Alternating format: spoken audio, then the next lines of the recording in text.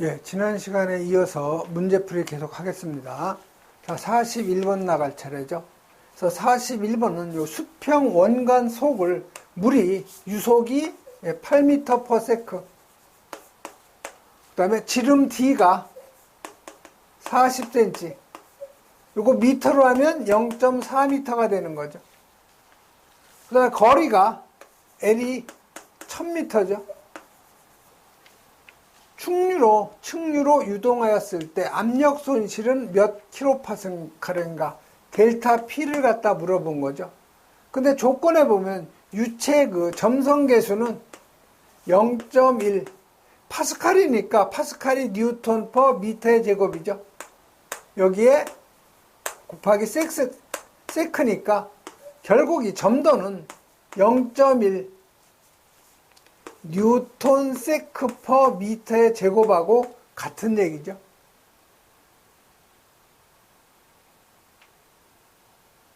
자, 그러면 여기서 물어본 게 뭐예요? 압력 손실을 물어본 거 있죠?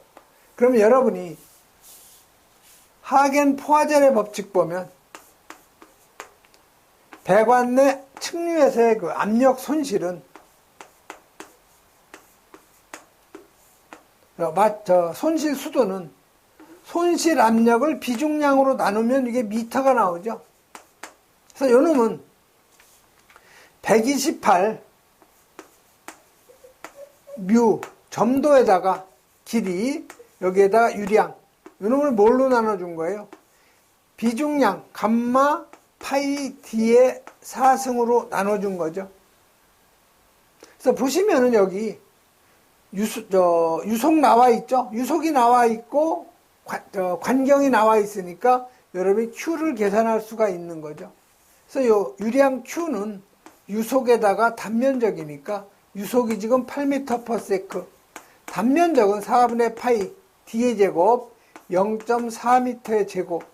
그래서 여러분이 유량을 계산하면은 1.0053 나오죠. 세제곱 퍼 세크가 되겠죠. 자, L은 여기 나와 있죠. 1000m. 또 점도 여기 나와 있죠. 자, 점도 보면 단위가 뭐예요? 뉴턴이죠. 그러면 여기 비중량, 물의 비중량도 여러분이 뉴턴으로 해야 되겠죠. 그래서 여러분이 물의 그 비중량은 뉴턴으로 하면 9800 뉴턴 퍼 미터의 3승이 되죠. 그래서 9800 그대로 대입을 하면 되고, 파이는 3.1414, 관경 0.4m죠. 여기다 그대로 여러분이 대입을 하면 마찰 손실 수두를 계산할 수가 있는 거죠. 그래서 그대로 여러분이 여기다 대입을 하면 돼요. 그래서 이 손실 수두는 128에다가 점도가 얼마예요? 0.1 뉴턴 세크 퍼 미터의 제곱이죠. 길이 1000m, 유량 1.0053이죠. 물 비중량 9800 뉴턴 퍼 미터의 3승이죠. 그 다음에 파이는 그대로 3.1414 대입하면 되고, 관경은 0.4m의 4승이 되는 거죠. 그래서 여러분이 손실수도 계산하면 16.3263이죠. 미터예요. 근데 물어본 건 뭐예요? 압력 손실 킬로파스칼이니까 요 놈을 16.3263 미터를 킬로파스칼로 바꿔주면 돼요. 그래서 여러분 일기압이 미터로 하면 10.332 미터죠. 요 놈이 일기압이 101.325 킬로파스칼이죠. 그래서 이 미터는 서로 약분이 되고 단위를 킬로파스칼로 바꿔놓으면은 이게 160.11이 나오죠.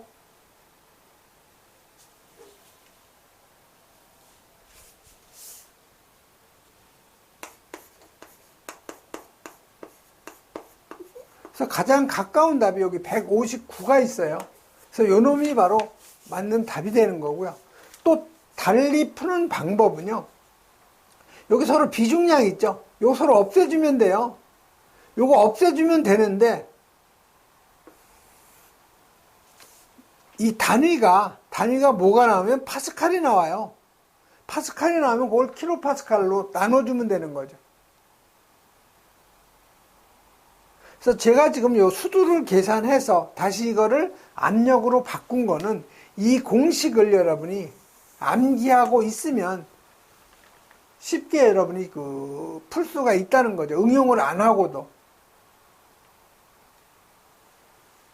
그 다음에 42번 가죠. 근데 여러분이 요 41번 같은 경우는 1분 이내에 이걸 풀기는 굉장히 힘들어요. 그렇기 때문에 제 생각에는 이런 거는 패스해도 큰 문제가 없지 않나 그렇게 생각이 들죠. 자, 42번은 소방설비의 요 표시등으로 사용되는 발광 다이오드, 우리가 LED라고 하죠. LED. 설명으로 옳은 것 찾는 거예요. 자, 이 발광 다이오드, LED 등은 스위치를 켜자마자 바로 불이 들어오죠. 그래서 응답 속도가 상당히 빨라요. 그래서 지금은 각 거실이나 뭐 방에도 다 LED 등을 다 사용을 하죠. 응답 속도가 빠르죠. 그래서 1번이 이게 맞는 답이에요. 그 다음에 PNP 접합인데 PNP가 아니고 PN 접합이죠. PN 접합에 역방향이 아니고 순방향 전류를 흘려서 발광을 시키는 거죠.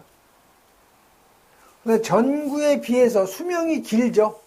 근데 진동에 약하다 했는데 진동에 아주 강해요.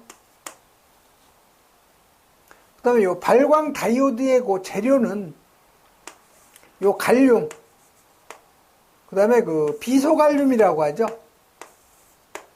그 다음에 인갈륨, 인화갈륨, 그래서 GAP라고 하죠. 그래서 맞는 것은 바로 1번 하나밖에 없는 거죠.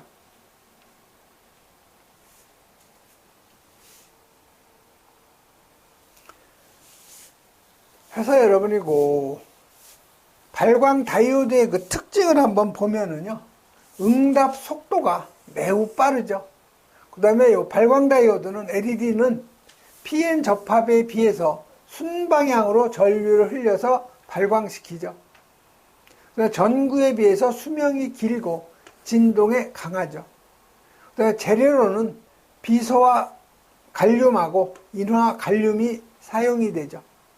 그래서 이 발광 다이오드는 여러분이 수신기에 보면 응답 램프 같은 거 이런 데 많이 쓰는 게 바로 발광 다이오드예요. 이 발신기에 보면 응답 램프 있죠. 그 다음에 감지기에도 응답 뜨는 램프가 있죠. 그래서 수신기에도 각 표시등이 있죠. 그거 다 LED 등이에요. 그래서 여러분이 이 다이오드의 종류가 여러 가지가 있는데 이건 여러 번 여러분이 읽어보시는 게 제일 시험에 잘 나오는 것이 요 포토, 수광 다이오드, 그 다음에 요 정전압 다이오드 시험에 잘 나오죠. 그 다음에 요 발광 다이오드, 그 다음에 요 베리스터, 요 네 가지 정도가 시험에 아주 잘 나오는 다이오드의 종류예요. 다음에 43번 가죠. 자, 이 43번은 분말 소화약제 분말 입도하고 소화 성능하고의 어떤 관계인지 맞는 걸 찾는 걸 물어보는 거죠. 맞는 거. 그래서 여러분이 이 분말 소화약제 입도는 미세도가 분포가 적당해야 되죠. 골고루 분포되어 있어야 되죠. 그래서 입도가 너무 크거나 미세하거나 또 너무 커도 소화 효과가 저하가 되죠. 그래서 가장 좋은 분말 소화약제 분말의 크기는 20에서 25마이크로미터가 가장 좋죠. 1번에 미세할수록 소화 성능이 우수하다. 틀렸죠? 적당히 분포가 되어 있어야 되죠. 그다음 입도가 클수록 우수하다. 이것도 틀린 거고, 입도와 소화 성능과는 관계가 없다. 이것도 틀린 거죠. 4번이 바로 맞는 얘기예요. 입도가 너무 미세하거나 너무 커도 소화 성능을 저하한다. 이게 바로 맞는 답이 되는 거죠. 그다음에 44번 가죠. 자, 무부하 전압이 230kV고 전부하 전압이 220kV, 전부와 전압이라는 것은 전격 전압하고 같은 얘기예요. 그래서 여기서 전압 변동률을 갖다 계산하라고 그랬는데, 이 전압 변동률은요, 무부하 전압에서 전격 전압을 빼가지고 이걸 전격 전압으로 나눠서 퍼센트면 곱하기 100을 해주면 되죠. 이건 여러분이 암기하셔야 돼요. 전압 변동률. 무부하 전압에서 전격 전압을 빼준 차이에서 전격 전압으로 나눠준 거죠. 그래서 지금 무부하 전압이 230이죠. 전격 전압이 220. 이 차이를 전격 전압 220으로 나눠줘 가지고 곱하기 100을 하면 4.54%죠. 그래서 요거 2번이 맞는 거 답이 되는 거죠.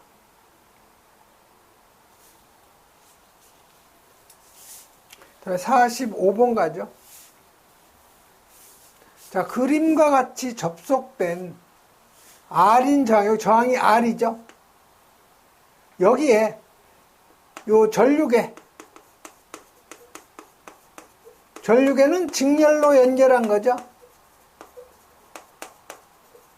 여기 V, 요건 전압계죠. 전압계는 병렬로 연결된 거죠.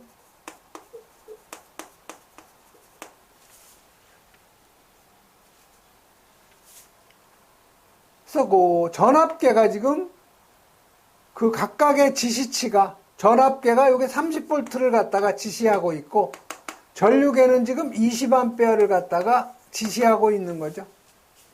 자, 이것에 의해서 계산된 요 R의 값, 저항값은 몇 오음인가 이렇게 물어본 거죠. 그런데 요 전압계에서의 그 저항, 요놈이 얼마라고 그랬어요? 25옴이라고 그랬죠. 그러면 여기 요 저항값을 구하려면 요 A는 요 20A는 전전류죠. 쉽게 얘기하면. 그래서 요 20A는 요 이쪽 저항으로 흐르는 전류 IR하고 전압계로 흐르는 전류 IV의 합이 되는 거죠. 그러면 이 저항값을 우리가 계산하려면 요 저항 쪽으로 흐르는 전류 I분의 V죠. 즉 전압을 전류값으로 나눠주면 그게 저항인데, 지금 여기 저항 쪽으로 흐르는 전류값을 우리가 IR로 했죠.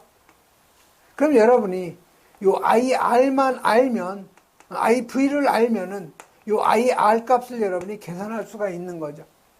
자, 그러면 IV는 어떻게 돼요? 자, IV는 요 전압계의 저항분의 뭐가 되겠어요? 전압계의 전압이 되는 거죠. 요 식을 갖다 이용을 하면은 요 전압계로 흐르는 요 전류값을 여러분이 계산할 수가 있는 거죠. 그래서 요 전압계로 흐르는 전류 IV는 전압계의 저항값을 지금 주어져 있죠. 25옴이라고. 이때 전압계의 전압이 지금 30V죠. 그러면 몇 암페어예요? 여기 1.5암페어죠. 지금 요 전압계로 흐르는 전류값이 1.5암페어예요. 그러면 요 저항 쪽으로 흐르는 IR, 요놈은 전체 전류 20암페어에서 여기 전압계로 흐르는 전류값 1.5암페어를 빼면 여기 18.5암페어가 저항 쪽으로 흐르는 전류 IR 값이 되는 거죠. 18.5암페어. 그럼 여러분이 저항값 쉽게 계산할 수가 있는 거죠. 그래서 이 저항값은 저항 쪽으로 흐르는 전류값을 값으로 전압을 나눠준 거죠. 전압은 지금 몇 볼트예요? 30볼트죠. 저항 쪽으로 흐르는 전류 18.5 암페어가 되는 거죠. 그래서 여러분이 이거 계산하면 1.625옴이 바로 이 저항값이 되는 거죠. 다음 46번으로 가죠.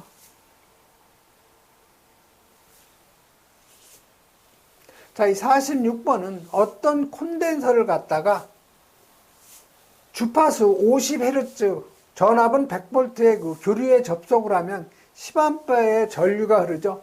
즉 주파수가 50Hz, 이때 전압이 100V죠. 이때 흐르는 전류값이 10A라는 거죠. 자, 요거를 우리가 주파수 F1, 요거를 V1, I1이라고 했을 때 주파수를 어떻게 변경을 시킨 거예요? 60Hz, 전압은 그대로 100V. 그러면 흐르는 전류값은 몇 암페어가 되겠느냐, 요걸 물어본 거죠. 다시 말해서 주파수만 50Hz에서 60Hz로 변경시켰을 때 흐르는 전류값이 10A였는데 얼마로 변경이 되어 있냐, 요걸 물어본 거죠. 그래서 지금 콘덴서예요. 그래서 여러분이 콘덴서에서 그 전류값은 용량 리액턴스 분의 요게 V가 되는 거죠. 다시 말해서 콘덴서에 흐르는 전류는 전압값을 갖다가 용량 리액턴스로 나눠준 거죠. 그런데 이 용량 리액턴스는 이 오메가 C분의 1이죠. 그러면 이 오메가 각속도는 2파이에다가 주파수를 곱한 거니까 2파이 주파수에다가 C분의 1이 되는 거죠. 그래서 이런 걸 갖다 그대로 대입을 하면 2파이 FC분의 1분의 V가 되는 거죠. 자, 이 V는 그대로 1분의 V하고 같은 거죠. 그럼 각각번 서로 곱하면 되는 거죠. 1하고 1 곱하면 그대로 1이죠. 2파이 주파수 C에다가 V가 되는 거죠. 결국 여기서 여러분이 콘덴서에 흐르는 전류는 2파이 FC에 전압값을 곱한 거죠. 그래서 여러분이 이 주파수하고 콘덴서에 흐르는 전류값의 그 관계는 비례 관계죠. 주파수하고. 요걸 여러분이 알고 있으면 쉽게 이제 풀 수가 있는 거죠. 그래서 그 흐르는 I2는 주파수에 비례하니까 50분의 60이죠. 곱하기 10A. 그래서 계산하면 이게 12A가 되나요? 네, 12A가 되는 거죠. 그래서 맞는 답은 바로 요 3번이 바로 맞는 답이죠. 그래서 여러분이 소방 전기는 그다지 몰라도 큰 문제는 없어요. 문제가 요 소방 수리화학하고 약재화학하고 소방 전기하고 이렇게 세 파트로 나오는 거기 때문에 이 소방 전기는 거의 기능사 수준밖에 안 돼요. 그렇기 때문에 여러분이 크게 염려를 안 하셔도 돼요. 다음에 47번 가죠.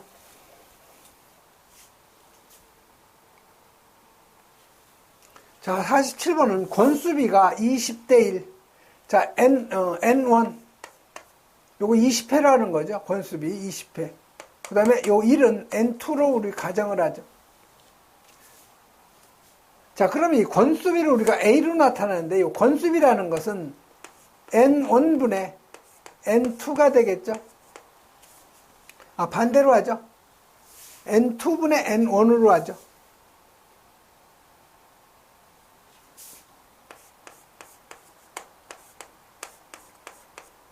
요 권수비 N2분의 N1은 전압의 B하고 또 같은 거죠. V2분의 V1이 되는 거죠. 또 전류하고의 관계는 반대예요. 요거는 I2분의 I1분의 I2가 되는 거죠. 그래서 여기서 물어본 거는 요 2차 전압하고 2차 전류값을 물어본 거죠. 다시 말해서 요 2차 전압 V2하고 뭐를 물어본 거예요? 2차 전류 I2를 물어본 거죠. 요 권수비는 지금 나와 있는 거죠. 자, 그러면 N2 요거 1이죠. 1회. 그 다음에 N1은 20회죠. 20. 요놈은 V2는 지금 우리가 구하려는 거고, V1차 전압이 얼마예요? 220V죠. 그럼 V2는 20분의 220이 되는 거죠. 그럼 요거는 11V가 되는 거죠. 그 다음에 요 2차 전류값 물어본 거죠. 그대로 여러분 요 N2분의 N1은 I1분의 I2 이 공식 그대로 대입하면 되겠죠. 자, N2는 지금 1이죠. N1은 20회. 자, I1은 지금 얼마예요? 1차 전류가 15A죠. I2는 지금 우리가 구하는 거죠. 그래서 I2 여러분이 계산하면 20 곱하기 15니까 바로 300A가 되는 거죠. 그래서 맞는 답은 바로 요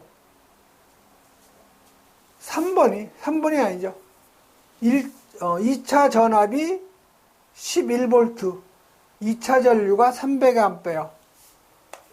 바로 요 1번이 바로 맞는 답이 되는 거죠.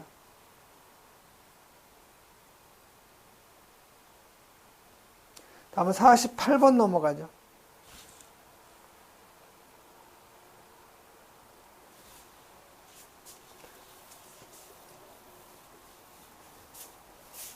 자, 이 48번은 자동화재 탐지 설비용 지구경종 5개를 동시에 명동 울린다는 거죠.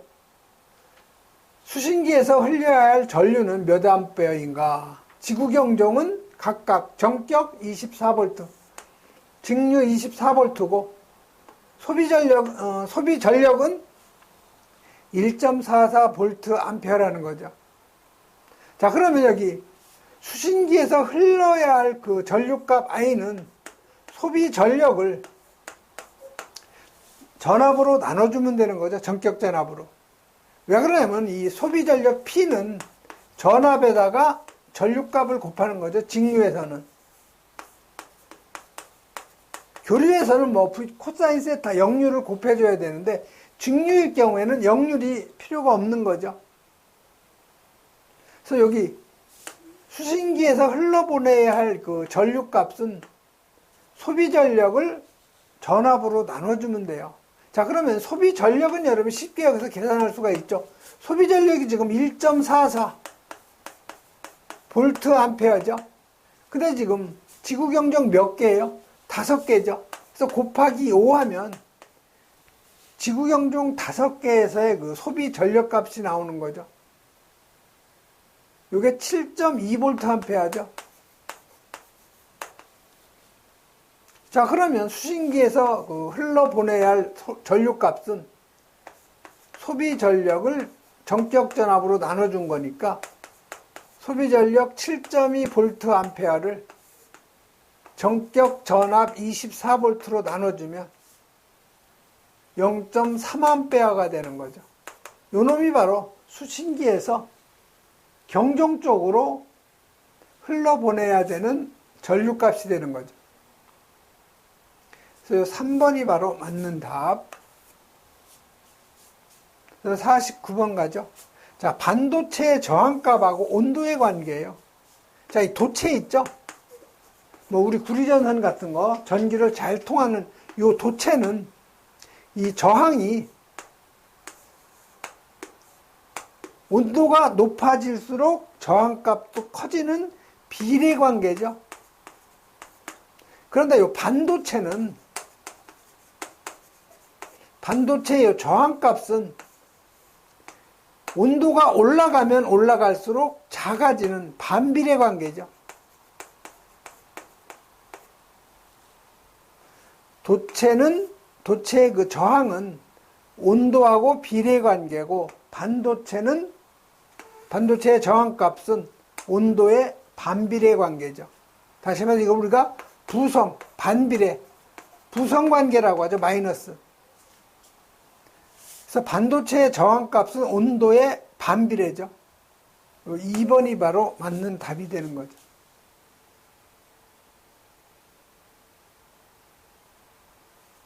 다음 50번 가죠.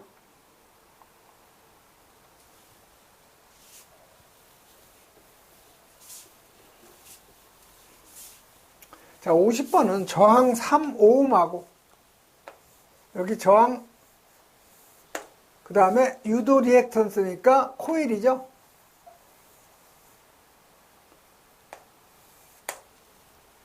그래서 저항이 35오hm, 그다음에 유도 리액턴스 요놈이 45ohm이죠. 접속된 회로의 역률을 우리가 코사인 세타라고 하죠. 그래서 이 코사인 세타는 이 저항을 깎다가 지금 교류니까 요 합성 임피던스로 나눠준 거죠.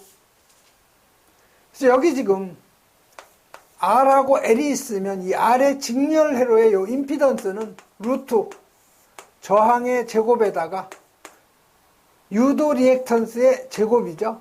요게 바로 임피던스 값이죠. 그대로 여러분이 대입하면 임피던스 값 계산할 수가 있는 거죠. 그래서 저항이 지금 30의 제곱, 유도 리액턴스가 45ohm이죠. 요거의 제곱에다가 루트 씌워주면 되는 거죠. 그래서 여러분이 그 임피던스 갖다 그 합성 임피던스를 계산을 하면은 요게